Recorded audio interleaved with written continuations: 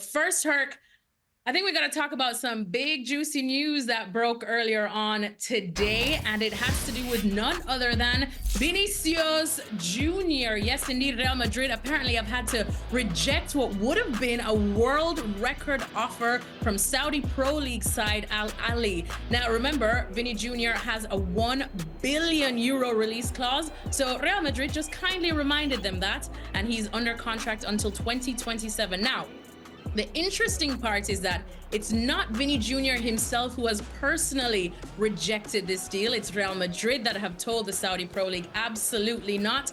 But Vinny Jr., as our sources have told us at ESPN, is at least willing to listen to the conversation because, Herc, this would be numbers that would break the internet, break the world, break the transfer market as we know it. So let's welcome in our boy Shaka Hislop as well, because when we're talking about big money, we got to bring in big Shaka as well. So, Herc, though, let me start with you for this one, because when we are hearing that at least they're willing for the moment to match half of that €1 billion release clause, it's got to make any player at least go, huh?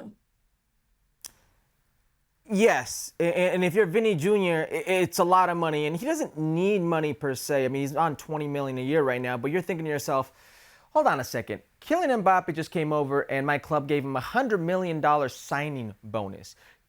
He seems to be the trend right now. Mbappe seems to be all I am hearing about. All of a sudden, I've got Saudi Arabia. I've got a whole league wanting to make me the face and give me how much a year? How much a season? And they're going to pay how much for my services? We're hearing $1 billion. You got to at least analyze the situation. You got to at least say, hey, I'm going to take a listen. And if you're Real Madrid, I think you got to also analyze the situation. And I'm saying this with the clearest of thoughts. You're thinking to yourself, $1 billion for a player that right now could be Ballon d'Or? Absolutely. But I just brought in Kylian Mbappe, and anybody is talking about is how will these two players coexist operating on the same side, because they love to operate from that left-hand side coming in. Even though Kylian Mbappe will play in the center, he will still occupy those spaces. So maybe you eliminate, a problem or get something out of this if you can. And Vinny Jr., if you're smart about this, it could be a win-win no matter what. You could either leverage this for a better contract with Real Madrid, because now you can say, listen, I'm on $20 million here. By no means am I the biggest fish in this pond. Here's something, a tangible $1 billion, cool $1 billion for my services. I want more, I stay, I am happy, etc., etc. But that kind of money, you have to at least listen. Yeah, Shaka, and I mean, we're hearing that. Of course, it's a long-term plan from the Saudi Pro League as well. We know that they're going to host the 2034 World Cup. That is 10 years from now, and Vinny Jr. will be 34 then.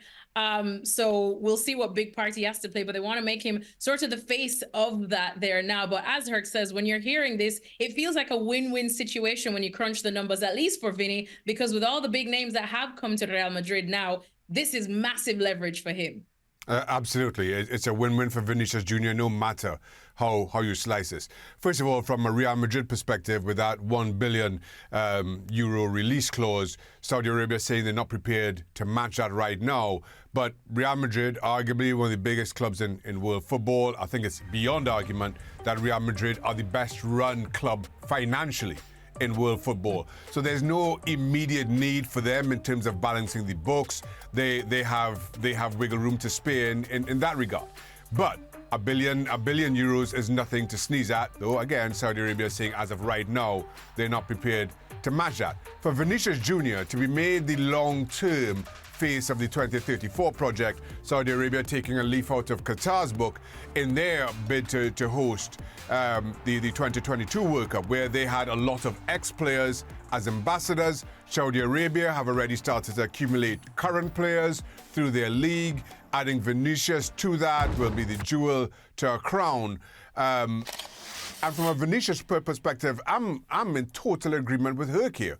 First of all, you cannot just turn your nose up at the reported, 350 million a year or whatever it is. And I don't care who you are. I don't care how much money you're making right now. I don't care where you're playing right now. That offer lands on your table, however, I'm not sure how 350 million lands on your table, if it's a disappearing WhatsApp, if Saudi Arabia slid into your DMs. I don't know how it gets there. But you simply cannot turn away from that. You have to pay it some credence. And if Saudi Arabia aren't prepared to meet it right now, what it does is it puts Vinicius Jr. in a good position in terms of his own negotiations with Real Madrid going forward. It also kind of sends a little bit of a marker from Saudi Arabia to Vinicius Jr. that, listen, we can't do it right now, but 2027 is right around the corner. Let's have another little talk in a year or two. I think from every single angle, this has left everybody with a lot to think about, a lot to gain from it, whichever way it goes.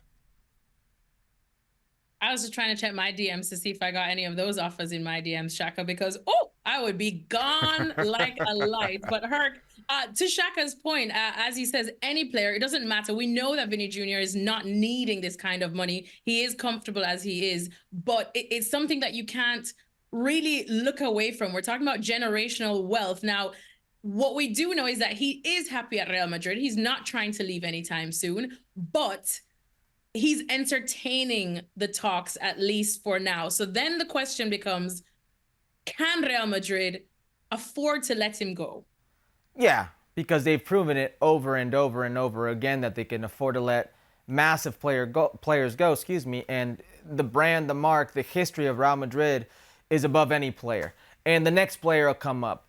4 years ago, you're having this discussion about 3 years ago about when will Vinicius Jr. explode. I still remember very clearly a Champions League game where Karim Benzema and Mendy are in the tunnel and they're making fun of Vinny Jr. They're saying in French, don't pass him the ball. He's playing for the other team. And then he explodes. 3 straight seasons where it's 22, 23, 24 goals. Each season better than next. This year it's a Ballon d'Or, candidacy for Vinny Jr. He seems to be getting better, but this club does something to players. It transforms players. And we can go back to Jude Bellingham, and we can go as far back as you want to go. It does something very different for the career of players. So they will survive with or without Vinicius. That's why Shaka started this off with saying it's the best run team in the world. Historically, that's what they've done. They've always survived. The first team with more than $1 billion in earnings. They're in the green when most teams are in the red, and they're going to continue to do it. Here's my only hesitation for Vinny Jr. It's a win-win because we're talking about it from a human aspect. It's so much money, you have to pay attention. You cannot just ignore. But where do you go from there? Certainly, it'd be very easy for me to say right now, players have proven that you can play in the Saudi Arabia League, that pro league, and still do well at a major international level. We saw N'Golo Kante at the Euros, and he was performing at a ridiculous level. That's the exception to the rule. Where are the rest of the players? That's a fear. These players that are going to Saudi Arabia and getting that kind of money, commanding that kind of money, the players around the world who command that type of money, your Cristiano Ronaldos, your Lionel Messis, they're going to Saudi Arabia, going to Major League Soccer and getting a ridiculous pay scale or amount or these packages because they're on the latter end of their careers and they can entertain that. We've never had this where a player who's an actual Ballon d'Or, one of those actual it players right now is entertaining this. So this would change the game in a monumental way, and I think Saudi Arabia knows that. Yeah, Shaka, I know we said it would be a win-win for Vinny Jr. in this one, but for example, what we saw with the Jordan Henderson situation, yes, things can, seem like a good idea. And of course, the money is definitely one thing. But even for Jordan Henderson, who you'd say was on the end of his career, Vinny Jr. is in such a sweet spot now. We're talking about him winning the Ballon d'Or right now. For him to go at 24, or even in 2 years at 26 years old, do you feel like career-wise, take that smirk off, Shaka, that would be a great move? I know all you're seeing is dollar signs, Shaka. All Shaka's seeing is the dollar signs. See, I'm smiling because Herc asked, where do you go from there? I'll tell you where I'd go. Anywhere I want. And I'd buy it. I'd go wherever I wanted and I'd buy it. That's what I'd do. So that's not a problem for me at all. Listen, I understand the argument to it. About in terms of your playing career, and I guess there's there may be other opportunities for Vinicius Jr. later on in his career to make a similar move, and who knows, maybe even make somewhere around that amount of money. But as we know as players here, when those offers come, there's no guarantee that they'll be there next year. There's no guarantee that they'll be there in 5 or 10 years' time. And just the comparison with Jordan Henderson, I feel is not a good one or relevant. And sitting there, I was reading about Saudi Arabia and a shift in terms of their focus in bringing in players probably primarily from South America. They just felt that European players have struggled to adapt. Moving from Europe to the Middle East, they haven't acclimatized, they just haven't settled in the way that South Americans have done, which I totally understand. The South Americans have left home to go to Europe, adapted, acclimatized, and so another move, they're still not in South Africa, in South America, excuse me. They are more likely to, again, settle and find a home. So you understand that sentiment from the South Americans and the Saudi Arabians, which is why, maybe some of the Europeans, Jordan Henderson went back to Holland, and we've heard murmurings about Karim Benzema not settling there, not settling in Saudi Arabia himself. But for South American, who's whichever way, you're a long way from home, that kind of money, again, kind of smooths over a lot of any bumps. If I just really quickly, I guess my worry here is there are players who want to transcend the game and not just make money. They want to be historic, and you're 24 years old playing in the biggest club in the world, and you're already a candidate for Ballon d'Or. Your country expects a lot out of you in a moment where those glory days are gone for Brazil, and you're one of the only hopes. I'll leave you with this example. Dario Conca.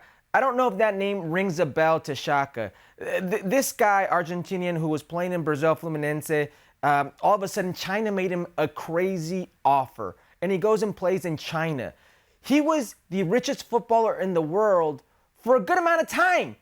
The richest footballer you never saw, you didn't know existed. My worry is that will happen for Vinny if he takes this. Sure, you'll be very rich, but on this side of the pond, I can tell you how many games I've seen of the Saudi Pro League with Cristiano Ronaldo in it. It was a grand total of 1. The game where they played against PSG, his club versus PSG, and that is it. I've seen 0 Saudi Pro games, 0. So my worry is if you take the money, at what cost? Where does that leave your legacy? Facts, and not only Cristiano Ronaldo there, Karim Benzema, Neymar. Shaka still wants the money. Shaka still wants the money. He's saying, Vinny, I'll be your best friend if you go. You'll start seeing Shaka at a lot more Real Madrid games. Well, reports coming out of Spain suggest that talks are still ongoing, even though Real Madrid have said no. But we know that the Saudi Pro League do have the resources. So I'm sure this won't be the last time we're talking about this one.